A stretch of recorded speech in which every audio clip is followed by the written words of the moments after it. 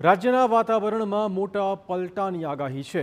પવનના તોફાનની હવામાન નિષ્ણાત અંબાલાલ પટેલે કરી છે આગાહી. રાજ્યમાં આંધી વંટોળની સ્થિતિ સર્જાશે. અનેક વિસ્તારમાં ભારે પવન સાથે વરસાદ ખાબકશે. ગુજરાતના સરહદના ભાગોમાં ભારે પવન ફૂંકાય તેવી શક્યતાઓ તેમણે વ્યક્ત કરી છે. કેટલાક વિસ્તારમાં 50થી 60 કિલોમીટરની ઝડપે પવન ફૂંકાશે. 3 એપ્રિલ સુધી ભારે પવન સાથે વરસાદની શક્યતાઓ છે. આગામી 20 દિવસ રાજ્ય સહિત દેશ માટે રહેશે આકરા.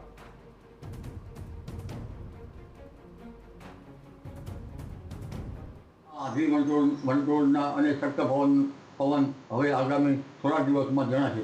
તારીખ 28 સુધીથી આ લગભગ ઉત્તર ભારતમાં આ સિસ્ટમ પ્રવેશ કરશે અને ધીરે ધીરે 29, 30 અને ત્યારબાદ એપ્રિલની 3 તારીખ સુધીમાં આ સિસ્ટમ મજબૂત સિસ્ટમની અસર થશે. માત્ર 3 તારીખ સુધીમાં નહીં, પણ તારીખ 5 તારીખની આસપાસ પણ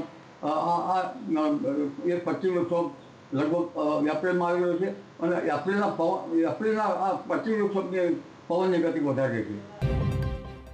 દેશના અનેક વિસ્તારોમાં 70 કિલોમીટરથી વધુની ઝડપે પવન ફૂંકાવાની અને હિમપ્રપાતની પણ આશંકા વ્યક્ત કરાઈ છે.